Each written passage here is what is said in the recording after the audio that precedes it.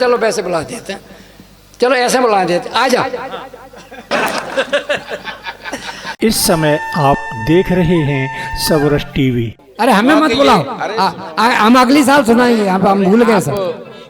अरे क्या बुलाओ तुम्हें, तो ये इतना पवित्र यज्ञ जो 5 नवंबर को आपने आयोजित किया, जिसको 1 नवंबर को ही होना चाहिए था, लेकिन 5 नवंबर को हुआ और आप बुरहानपुर से यहाँ तक आए सबलगढ़ में। और ये हम आपको बंदिश में नहीं डालना चाहते कि आप क्या सुनाएंगे और कितनी देर तक सुनाएंगे। आपने सबको बड़े मान मुरब्बत से सबको प्रस्तुत किया है, तो हमारे मंच का भी कर्तव्य ये बनता है कि आप भले ही 4 पंक्तियां पढ़ें, एक गजल पढ़ें, एक गीत पढ़ें, एक व्यंग पढ़ें, जो भी आप उचित, लेकिन आप बिना पढ़े नहीं रहेंगे तो ये यज्ञ संपूर्ण नहीं माना जाएगा। आप इस मंच के श्रेष्ठतम कवि हैं। मैं तो केवल इसलिए ये चाहता था कि जब मैं वो बिंब लिंग स्थापना का सुन रहा था तो पता नहीं प्रभु की कृपा से मुझे वो 4 पंक्तियां उसने भेजी, आमद की पंक्तियां जिनको कहा जा सकता है, स्वागत। और इसलिए मैं आपके सम्मान में ये पंक्तियां कहना चाहता हूँ। दाता एक राम, भिखारी सारी दुनिया। ये हम सब जानते हैं, इसको आप ध्यान में रखिएगा। दाता एक राम, भिखारी सारी दुनिया। केवल राजवीर जी के सम्मान में मैं ये पढ़ना चाहता हूँ कि भिकमंगा जमाने का जीवन भर मांगे भीख, भिकमंगा जमाने भर का जीवन भर मांगे भीख, जैसी तुम्हें मिली ऐसी भीख नहीं पाएगा।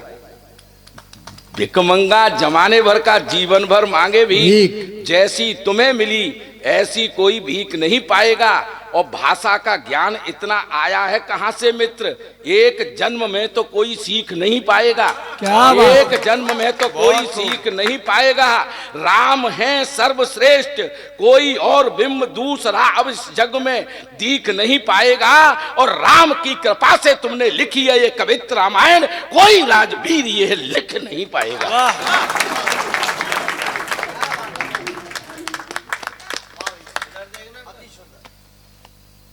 चलो आभार कर दे। आ जाओ आप भी। एक जो भी मतलब दादा का आग्रह है, जो भी पंक्तियां मैं निवेदन करना चाहूंगा। आप हम सब में श्रेष्ठ हैं। कवि सम्मेलन के कितने मंच आपने किए हैं, हो सकता है कि हमारे हिमांशु बवंडर की तो इतनी उम्र भी नहीं हो।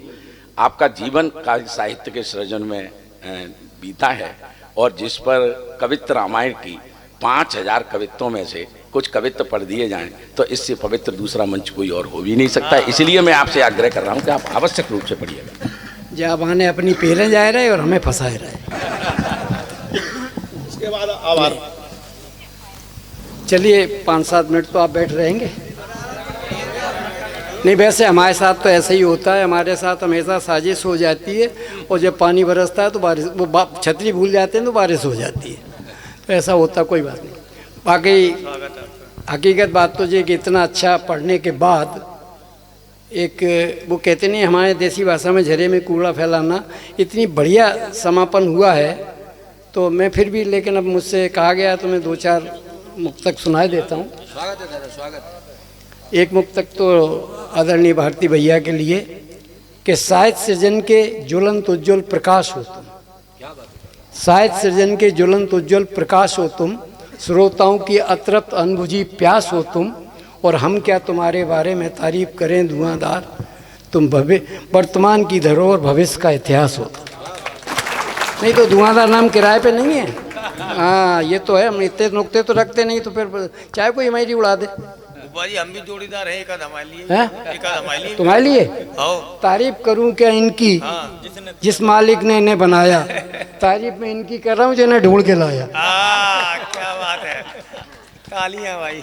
और वैसे तो मैं ईमानदारी की सब कवियों के लिए एक बात कह रहे हैं, तुम तो सुबह से सो ही रहे हो और क्या कर रहे हो। सब कवियों के लिए एक बात कह रहे हैं, ये बात बिल्कुल 100% सत्य है कि मंची कवियों की एक सी नौटंकी है, मंची कवियों की एक सी नौटंकी है।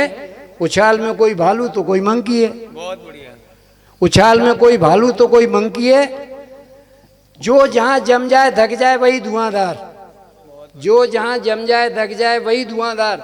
कविता ना इनकी ढंग की है ना मेरी ढंग की है। बहुत बढ़िया। अभी आपने किसी कविता सुनी 10-12 चुटकुले पेल दिए, आपके सम्मान में एक और चला जा रहा। अरे ये नौटंकी रात भर हो सकती है, लेकिन आज का उद्देश्य एकमात्र हंसाना था, तो मैं एक हंसी की छोटी सी छड़का सुना बहुत के। स्वागत दादा। मैं पैसे से डॉक्टर हूँ, मतलब डिग्री से। पैसा तो मेरा इसलिए नहीं चला कि मेरी क्लिनिक पे लिखा था ऊपर जाने का रास्ता, तो आदमी ने सोचा जब इसने लिख ही रखा ऊपर जाने का रास्ता तो इसको काय को दिखाएं। फिर भी एक रोगी आया तो हमने उसको दवा दी, तो बोले भैया, हमने कहा एक गोली ये सुबह खा लेना, एक रात के 12 बजे खा लेना, एक सुबह जग जाओ तो खा लेना। समझा करो, कविता व्यंग को समझने वाले ही लोग समझ सकते हैं। बहुत।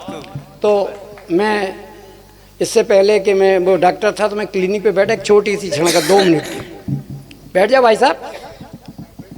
नहीं दादा, मतलब सामने कोई जाओ तो खा लेना, क्यों है? सुबह जग जाओ तो खा लेना। हाँ, सुबह जग जाओ तो खा लेना।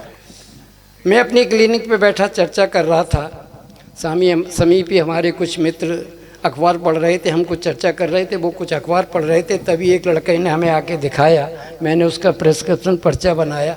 मैंने कहा बेटा तुम्हारा नाम? बोले राम कुमार दर्जी। मैंने कहा 2 वर्ष पहले आए थे तब शायद तुमने कुछ और नाम बताया था, आज कुछ और नाम बता रहे हो, क्या बात है, क्यों छुपा रहे हो? बोला सर हम कुछ भी नाम नहीं छिपा रहे हैं, आपसे सब कुछ सच सच बता रहे हैं। 2 वर्ष पहले मैं राम कुमार वर्मा था, उससे पहले विश्वकर्मा था, बाद में शर्मा हुआ, आज राम कुमार दर्जी, आगे मम्मी की मर्जी। और एक सुना दें? नहीं, जबरदस्ती बिल्कुल नहीं सुनाएंगे हम। हाँ चलिए, तो मैं थोड़ी सी राम के नाम पे मैंने एक 4 पंक्तियाँ लिखी हैं कि जो बंदा राम के नाम पे आगाज करता है, जो बंदा राम के नाम पे आगाज करता है, वो सबके दिलों पे राज करता है, वो सबके दिलों पे राज करता है। राम ना चाहे तो नक्कारा फट जाए, राम ना चाहे तो नक्कारा फट जाए, राम चाहे तो गूंगा भी आवाज़ करता है, राम चाहे तो गूंगा भी आवाज़ करता है। मैंने प्यार मोहब्बत का एक बहुत अच्छा गीत लिखा है, लेकिन अब प्यार मोहब्बत का ये समय नहीं रहा, नहीं तो एक मुक्तक लास्ट में सुना के हम बिल्कुल बैठ जाएंगे। तुम कितनी भी ताली बजाओ हम तो भी बैठ जाएंगे। हाँ, टाइम भी हो गया सब। हम ये एक प्रेरणा वाला मुक्तक है, जिससे कि लोगों को प्रेरणा लेना चाहिए। हम कब किसकी मानने वालों में से हैं, हम कब किसकी मानने वालों में से हैं, हम तो हर संकट को टालने वालों में से हैं। हम कब किसकी मानने वालों में से हैं, हम तो हर संकट को टालने वालों में से हैं। हमने तो जो सोचा वो कर दिया धुआंधार, हम तो भागी रहते हैं गंगा उतारने वालों में से हैं। हम तो 10-15 मिनट में सुनने की चीज़ नहीं हूँ, पहनते ही फट जाऊँ ऐसी सड़ी कमीज़ नहीं हूँ। चाहूँ तो रात भर सुना सकता हूँ धुआंधार, लेकिन इतने वक्त बोलूँ इतना भी बदतमीज़। Thank you. कृपया सबरस टीवी यूट्यूब चैनल को सब्सक्राइब करें।